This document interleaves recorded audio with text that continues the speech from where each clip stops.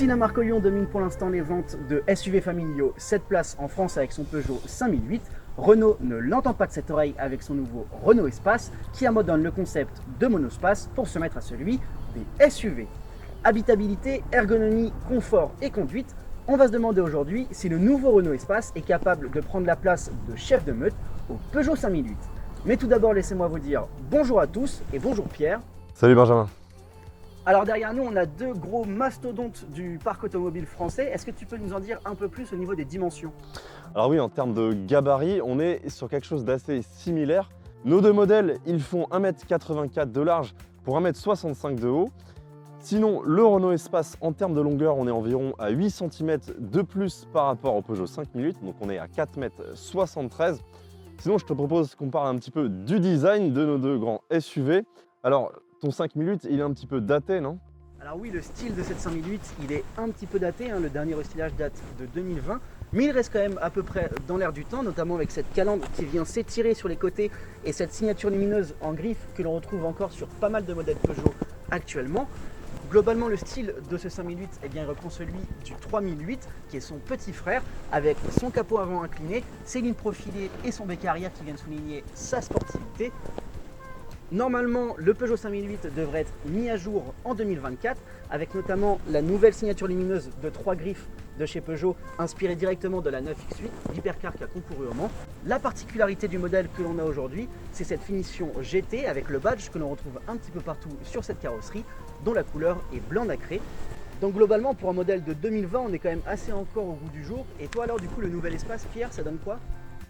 Et oui, côté design, on l'a vu, Renault a fait table rase du passé. Cet Espace n'a plus rien à voir avec la génération précédente. C'est normal, Renault a fait le choix de repartir sur la base d'un Austral. Il en reprend d'ailleurs la même signature lumineuse. On a aussi par exemple le même logo sur la calandre et le même bouclier. Alors le seul élément qui le distingue d'un Austral, c'est cette calandre verticale. Sinon donc on a affaire quand même à quelque chose d'assez moderne avec des belles lignes, mais Renault n'a pas vraiment pris de risque. Alors il faut savoir que Renault décline en 3 versions son Renault Espace. Donc on a la finition techno de base, on a ensuite la version Esprit Alpine et enfin la finition iconique, donc le haut de gamme suréquipé qui a d'ailleurs un joli cuir clair couleur sable à l'intérieur, mais je crois aussi qu'à l'intérieur de ton 5008, tu as aussi du cuir. Ouais, effectivement, j'ai du cuir, je te propose qu'on aille voir. Allez, c'est parti.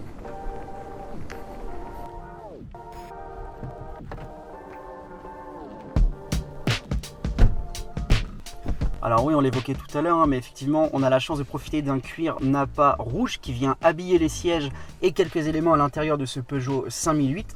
C'est quand même une option qui est facturée 2570 €, donc on a vraiment la chance d'en profiter aujourd'hui. Oui, ça fait cher, surtout que dans l'Espace, c'est quelque chose qui est de série. On a du cuir, du très joli cuir qui est là de série sur la finition iconique. Donc, Oui, alors après, il faut quand même se dire que la finition iconique coûte plus cher que la finition GT déjà de base.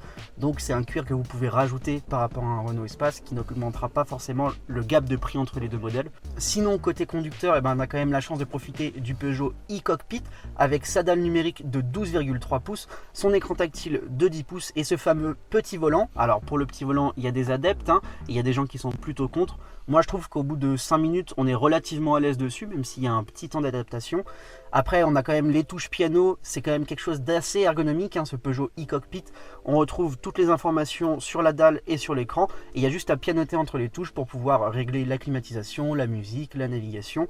Donc c'est hyper instinctif, hyper ergonomique, même si on ne connaît pas forcément le véhicule au départ. Et c'est plutôt un bon point pour ce Peugeot 5008. sinon, au niveau des matériaux, moi j'étais un petit peu surpris. On a quand même du beau cuir, ça on l'a dit tout à l'heure. Sinon, on a des inserts en bois plastifié. Donc moi sur l'Espace, c'est des vrais inserts en bois, donc des fines lamelles. Sinon, on a du plastique moussé sur les parties supérieures, mais on a du plastique dur au niveau des contreportes. Moi sur l'Espace, c'est un petit peu mieux. Ouais, alors après je te trouve un peu dur, globalement l'habitacle il est quand même assez vivable, assez bien entretenu. On retrouve quand même, alors certes c'est pas du vrai bois, mais on a quand même quelques détails de chrome. Moi je trouve qu'on se sent plutôt bien quand même dans ce Peugeot 5008. Maintenant on parlait tout à l'heure de mise à jour en 2024 pour l'extérieur. Et bien normalement ce 5008 il devrait aussi recevoir une mise à jour à l'intérieur et notamment une version améliorée du Peugeot e-Cockpit. Et sinon sur la première banquette, qu'est-ce que ça donne dans ce 5008 ? Alors c'est là que le 5008 il tire vraiment son épingle du jeu, puisqu'on a une banquette qui n'est pas en 2 tiers, 1 tiers comme chez la majorité des concurrents, même chez tous les concurrents en fait finalement. On a chaque siège qui est vraiment indépendant, et ça c'est hyper pratique quand tu veux mettre des personnes à l'arrière ou même charger ton coffre de manière un peu plus importante. Et même installer des sièges bébés aussi du coup. Et même installer des sièges bébés, c'est beaucoup plus pratique. Il y a quand même un petit bémol quand on est assis à l'arrière au niveau des genoux, à cause des tablettes qui sont présentes sur les dossiers de siège avant du coup. Donc toi avec tes jambes ça va être un peu compliqué. Ouais, on perd un petit peu en espace. On perd un petit peu en espace. Où l'espace du jour, on est quand même mieux installé à l'arrière, mais Oui. ça on le verra juste après. Alors après la tablette ça peut aussi avoir un petit côté pratique que certains peuvent apprécier. Je crois que tu as aussi oublié de mentionner qu'à l'arrière de ton 5008, tu as des pare-soleil, donc pour les passagers arrière, c'est quand même fort appréciable. Et sinon, je vois que tu as aussi un toit panoramique. Alors, il est ouvrant sur le 5008, moi sur l'espace, il reste fixe. Donc c'est quand même appréciable d'avoir un toit qui s'ouvre. Alors, c'est appréciable, mais c'est quand même une option qui est facturée plus de 1000 €. Donc oui. il faut quand même savoir choisir si on veut augmenter son budget ou pas quand même sur ce 5008. Sinon, évidemment, l'avantage du 5008 et aussi de l'espace, c'est de pouvoir profiter de cette vraie place. Donc comment ça se passe sur la troisième banquette?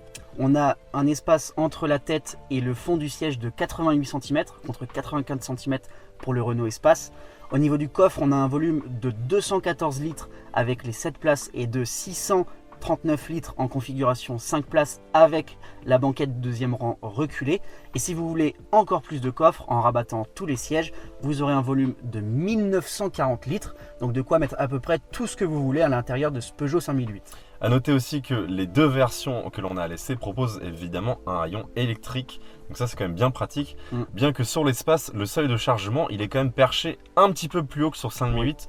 Donc au niveau du chargement des bagages, il faudra un petit peu plus hisser les valises. Oui, alors ce rayon électrique justement sur ce 5008 par contre il est en option et il est facturé un peu plus de 400 €. Alors on a vu qu'à l'extérieur, cet espace il ressemblait beaucoup à son petit frère l'Austral. Mais à l'intérieur, eh ben, c'est quasi identique. Alors, c'est pas forcément une mauvaise chose, parce que l'Austral à sa sortie, il avait été loué notamment pour son intérieur de qualité. La grande différence par rapport à son petit frère, c'est surtout cette sellerie en cuir clair micro-perforé. Alors, je sais pas ce que tu en penses, Benjamin, mais moi je trouve que c'est vraiment très réussi. Je t'avoue que le fait d'avoir une sellerie claire, ça te bonifie tout de suite ton intérieur. Le rouge est peut-être encore un peu sombre, même s'il est très très agréable aussi. La sellerie claire, ça t'égaye tout de suite un petit peu plus. Ouais, ça ajoute beaucoup de lumière. Sinon, moi, ce que j'aime bien à bord de cet espace, c'est évidemment son système double écran. Donc, on a des grandes tables tactiles de plus de 12 pouces avec ce système Open Air Link. Donc, on le retrouve aussi sur beaucoup d'autres modèles de la gamme de chez Renault. Alors, ce qui est très très bon avec ce système double écran, c'est que c'est un système opéré par Google, donc qui fonctionne sous Google OS. Donc, il est très réactif, surtout qu'il est secondé par une dalle en elle-même qui est très réactif, c'est très instinctif. Donc on est sur une des meilleures dalles du marché, surtout par rapport à ton Peugeot 5008. Donc là vraiment, il n'y a pas photo. Ce système double écran avec aussi 39 applications téléchargeables et tout le système de navigation offert par Google, vraiment là c'est imbattable. Oui, j'avoue que le 5008 peut guère faire mieux, d'autant qu'il est, on le rappelle, un petit peu vieillissant, 2020, dernière version du Peugeot e-Cockpit. Mais moi j'aime quand même bien les petites touches piano, je trouve ça un peu plus ergonomique. Après, niveau fluidité de l'écran, c'est sûr qu'on ne peut pas faire mieux que chez Renault pour l'instant. Alors la bonne nouvelle, c'est qu'on a beaucoup d'espace sur cette colonne centrale et on n'a aucune fonctionnalité. Tout se retrouve derrière le volant. Donc, on a le commando de vitesse qui est juste au-dessus des essuie-glaces, donc c'est un petit coup à prendre. Et on a aussi tous les modes de conduite directement sur le volant. Par rapport à ton 5008, je trouve qu'on a quand même un petit peu plus de place. Moi, ce que j'aime pas, c'est surtout l'aspect cockpit. On est un petit peu engoncé. Là, c'est quand même une console centrale qui est un petit peu plus basse. Alors oui, elle est plus dégagée. Moi, je t'avoue que j'aime bien quand même l'effet cockpit, mais effectivement, là, t'es plus dégagé, il y a plus d'air, et puis t'as toujours les mains sur le volant, en fait, finalement. Alors globalement, dans cet habitacle, c'est quasi un sans faute. Sinon, au niveau de la première banquette, on retrouve également un toit panoramique. Donc c'est un toit qui est quand même immense, il fait 1 mètre carré, c'est quand même agréable. Surtout, il a la particularité de bloquer les rayons UV et les autres rayons infrarouges nocifs. Donc il évite à la voiture de chauffer et l'hiver aussi de perdre des calories. Et c'est tout bon pour ta peau, quoi. Ouais, ça c'est quand même bien pratique. Sinon, le plus important, l'espace au niveau des jambes et de la tête. Alors, à la tête et en largeur, c'est globalement assez équivalent à la 5008. Sinon, c'est à l'espace au niveau des jambes que l'on gagne dans ce Renault Espace par rapport au 5008. Et ça, c'est notamment dû à l'empattement long. donc de l'espace, ça c'est une bonne nouvelle. Globalement, on est vraiment bien installé sur cette première banquette. Alors, c'est une banquette qui fonctionne en système 2 tiers, 1 tiers, là où chez toi, tu as vraiment 3 sièges indépendants. 3 sièges indépendants, ouais, effectivement. Et par contre, tu peux avancer jusqu'à 22 cm, c'est ça? Voilà, donc moi vraiment, elle coulisse très très loin, là où toi, c'est limité à moins de 18 cm, je crois. C'est 18, ouais, c'est ça. Donc bon, un petit peu plus d'espace quand même au premier rang. Par contre, au niveau de l'espace pour la dernière banquette, donc aux 6e et 7e place, on a un petit peu moins d'espace au niveau de la tête, donc on perd environ 5 cm par rapport au 5008. Et globalement, l'espace au niveau des jambes aussi est pas très bon. Alors ce sera vraiment réservé par exemple à des grands enfants ou des préadolescents, mais voilà, vraiment pas plus. Tu peux pas mettre les grands-parents derrière, quoi. Impossible, donc voilà. Dernier mot au niveau du coffre, donc on a environ 170 litres en configuration 7 places et 480 litres en configuration 5 places. Donc c'est quand même un peu moins bon que le 5008. Écoute, maintenant qu'on a vu l'intérieur, je te propose qu'on les roule ces modèles, qu'on voit un petit peu ce que ça donne sur route. Allez, on va voir. Bon, je retourne dans le 5008, je te laisse là. À tout à l'heure. Ah, j'avais oublié que le truc, le siège recule tout seul quand j'ouvre la porte.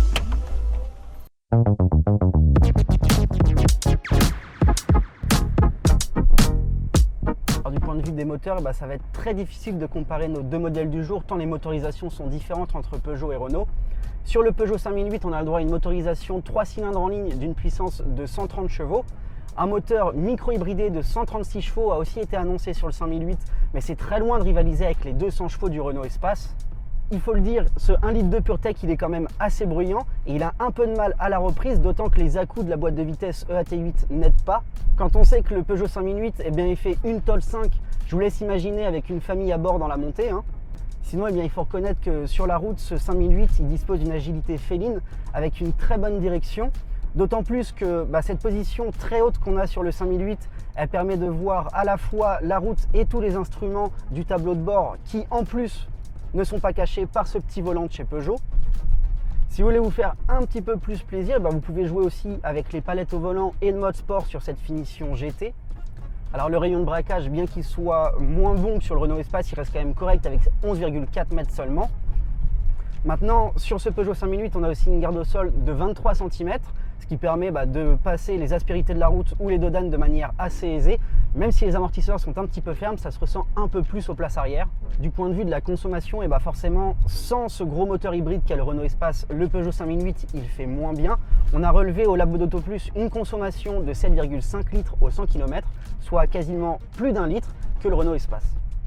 Et enfin, pour garer ce mastodonte qui est le Peugeot 5008, on dispose aujourd'hui d'un pack City 2 qui est facturé un peu plus de 500 € et qui permet d'avoir une caméra à l'avant, une caméra à l'arrière, mais aussi une caméra vue du dessus avec une vision périphérique à 360 degrés.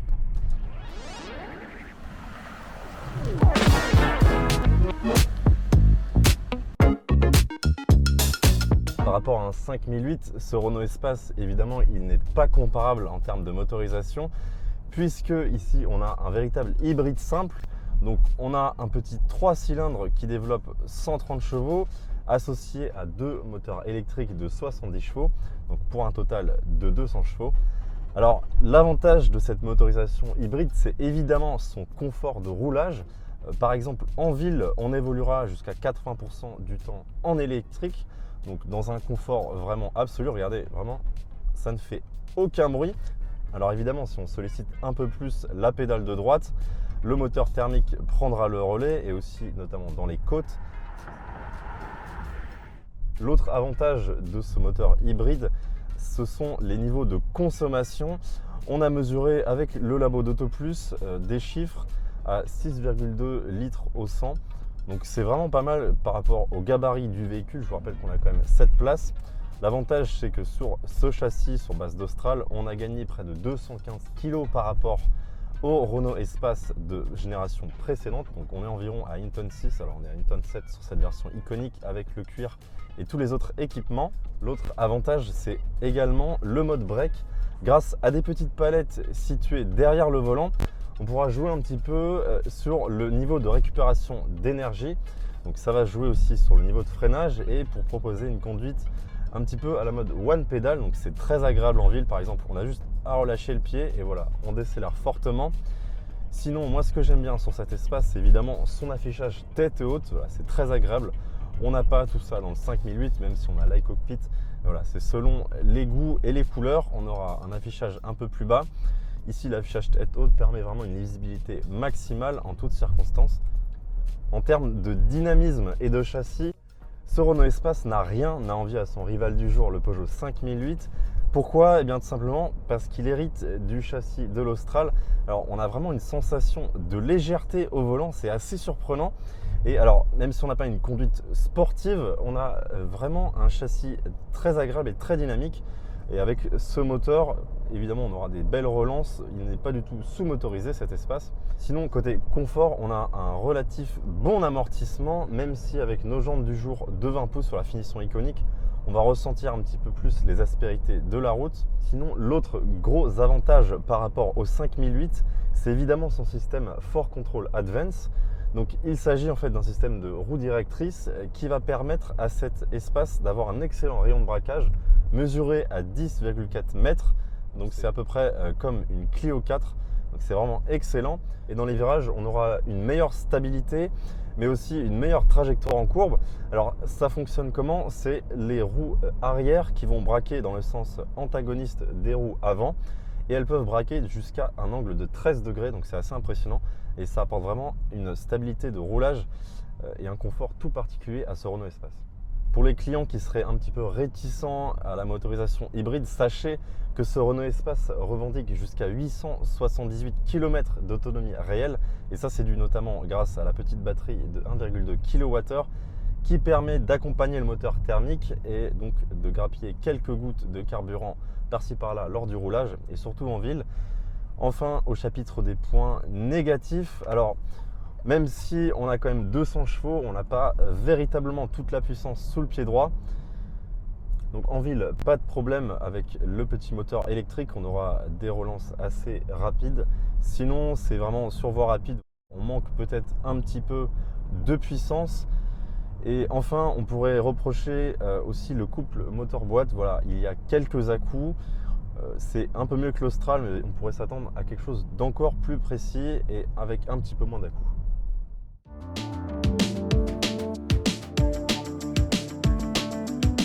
Sur cette version iconique suréquipée du Renault Espace, on est à 49 500 €, donc c'est un petit peu cher.